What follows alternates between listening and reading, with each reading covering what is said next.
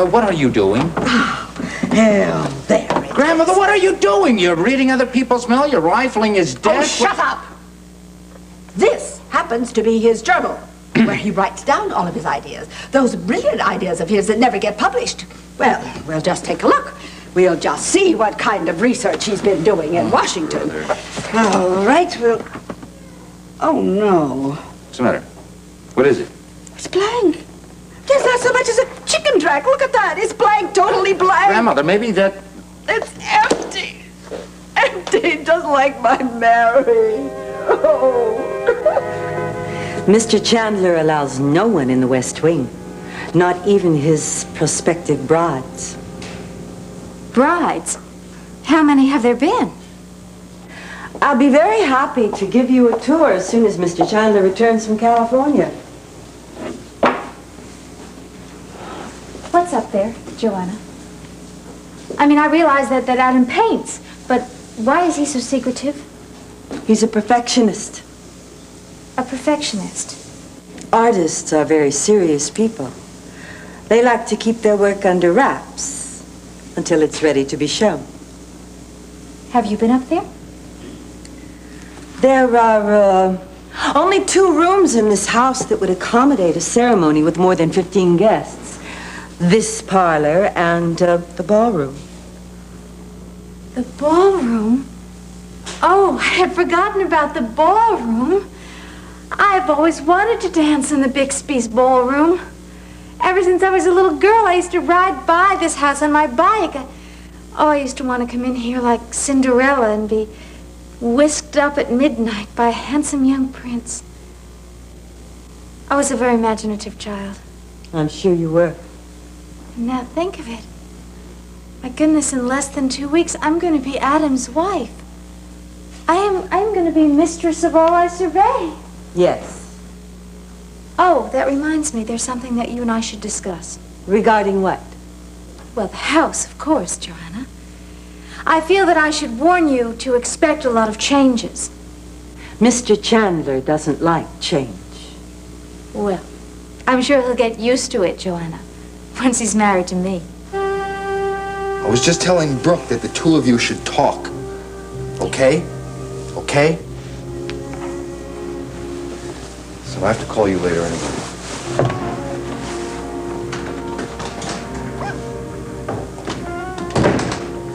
You didn't waste any time, did you?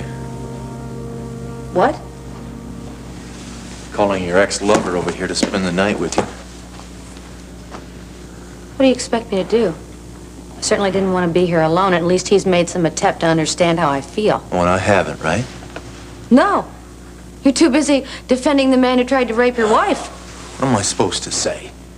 You walked out on me, Tom. You threw me out. You walked out. You said you didn't want to come back here anymore. That's not true.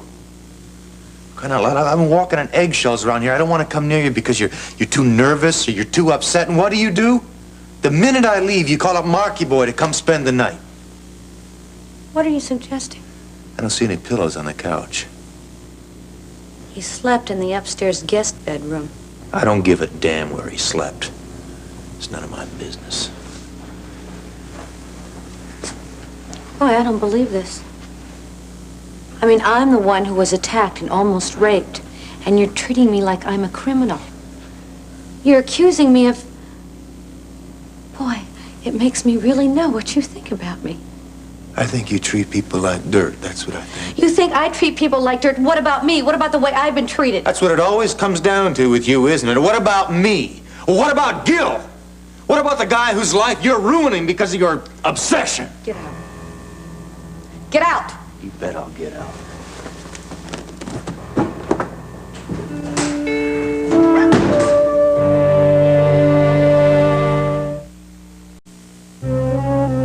Mrs. Cudahy, are you aware of how many men out there own red flannel shirts? Yes, I'm aware of that, Detective Levy. Are you aware of the fact that Gil's friend Brian not only owns that red flannel shirt, but he also owns a ski mask identical to the one that the man who attacked me wore? Did you see the mask? No, he described it to me. It's light blue wool knit with navy blue trim. Mrs. Cudahy, if you were at his friend's apartment, why didn't you see that mask? I I didn't see the mask because it was missing. Not only that, look, Gil lied. He wasn't with his friend all that night. His friend had a date. His friend was out of the apartment for at least 4 hours. Oh, I see. So what I'm trying to get through to you is that Gil had plenty of time to get here to Pine Valley and get back to New York. So what you're saying is Gil Barrett, your husband's best friend, left New York City after 8:30, came here, broke into your house, and attempted to rape you, all with his arm in a sling, and then returned to New York before midnight. Yes, that's exactly what I'm saying. What I want to know is why nobody down in headquarters ever decided to check out his alibi. Barrett came in on his own, Mrs. Cudahy, and after talking to him and some other people, we didn't think further investigation was necessary. You didn't think it was necessary? He told us he'd be around. He offered to give us his friend's phone number. So why didn't anybody take the number and call his friend? Look, I'm a cop, okay? I go by my instincts. I'm working on 16 different cases. I haven't been to bed before 2 o'clock this whole week. Why? I don't care. I don't care if you haven't been to bed. You're a policeman. You're supposed to investigate an accused rapist. In the first place, you didn't press charges. In the second place, no rape was committed. In the third place, there isn't one shred of hard evidence to back up your claim. And if that isn't enough, try this. The guy doesn't act guilty. This. I don't believe it. He doesn't act guilty? He's still in town, right? If he was guilty, do you think he'd keep hanging around? He's a psychopath. He told me he was coming back here to finish the job. He told me that. That's why he hasn't left town. I know, you said that, Mrs. Cudahy. But there's a lot of kooks out there. You're a prominent person. You're on TV. You work for a newspaper. You must get a lot of weird calls. Is that what this is about? I mean, are you not doing anything about this because of articles I've written about police brutality and conditions in the jail? See, I'm going to ignore that remark, Mrs. Cudahy, because I know you're upset about all this. Yes, I'm very upset. I'm very upset because I'm being treated like a criminal, and I am the victim. All right. I'll talk to Barrett again. I'll check out this Brian Collier, and I'll get back to you as soon as I have any hard evidence. Listen, there's another thing. Did Gil mention anything to you about a vase? What vase? A vase, a vase. I said I hit the guy with a vase when he was in my bedroom. What about it? Gil told me he knew about it because you told him.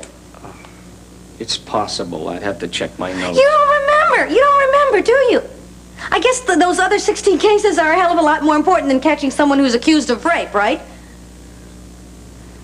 I'll get back to you as soon as I have anything. Yeah, you do that. You do that. I'm looking forward to it. You're terrific, you know that? Goodbye, Mrs. Cudahy.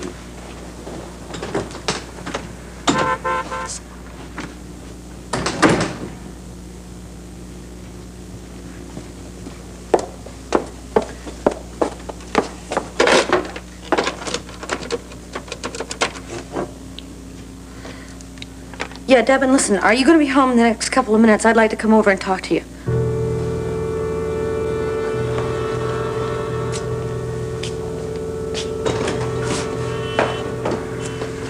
You're not open yet? That's why I came by. We have to talk. I'm busy. This is pretty important. You think maybe we can go in the office? You or- want to talk? It's about Brooke. Really? Yeah, really. Listen, I believe her. I think she's telling the truth. She needs your help. Listen, I don't care to hear about what you think my wife needs, okay? Tom, I was there when she questioned this friend of Gil's, okay? I believe her. Yeah, she's very good at getting people over to her side. I'll give her that. It's not a question of being on somebody's side. It's a question of her safety. Oh, well, there's where you come in. You know how to make her feel safe. Look, you should be happy I was there when you walked out. She threw me out, Mark. Tom, go home to her. Talk to her, okay? Get this thing straightened out. Yeah. Why don't you give me some advice on how to do that? She's accused a guy who wouldn't hurt a fly. I've known him for 15 years. He's my best friend. He's not a rapist. Now, I know that. Maybe you're too close to this thing, okay? Maybe you're too close to it to see what's going on. Gil is a smart guy who's gone around the bend. I'm telling you, he's dangerous. I'm telling you, you don't know what you're talking about.